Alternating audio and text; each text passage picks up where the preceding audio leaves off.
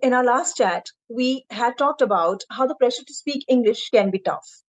So, in this session, we will talk more about it and we'll try and understand how English became a status symbol, like, especially during colonial times, right?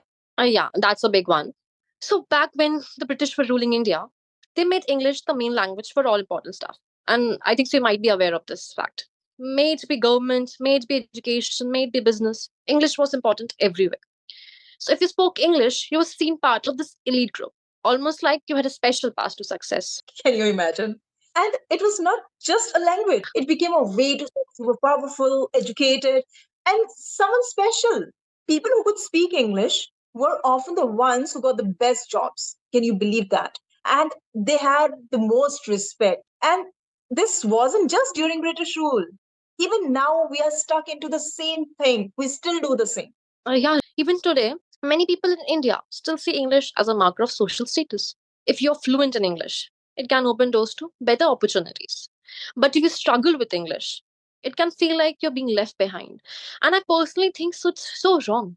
It is. I mean, it's not just you. Even I feel that it's not right. Sometimes people judge each other, like based on how, how well you speak English. Have you ever noticed who speaks good English is smarter? Yeah, that's definitely what I have noticed. I remember this one time in school, there was a student who was brilliant in maths and science, but wasn't very comfortable with English. Some teachers and students would look down on him just because he wasn't fluent. Even though he was one of the smartest kids in the class, that matters the most. Yes, and it's such a common experience. My dad is one of them. He can write he can write well, really well. His grammar is really good. But when it comes to speaking, he can't speak English. But it doesn't mean that he doesn't know it.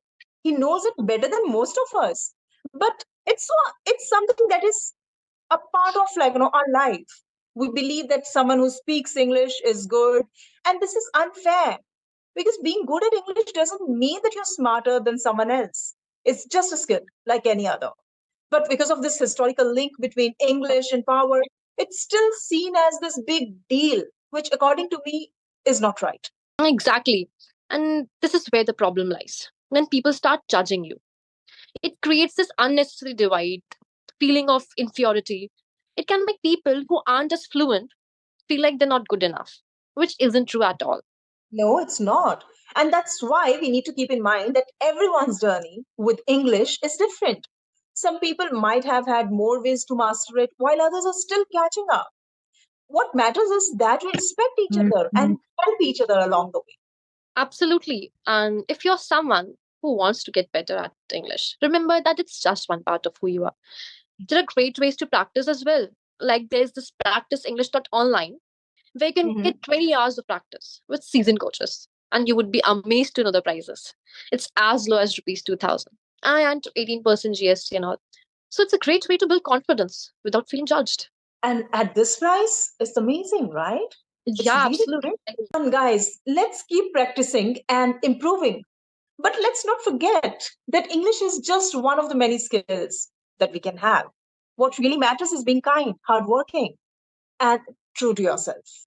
Yeah, even I think so. And I couldn't agree more on that.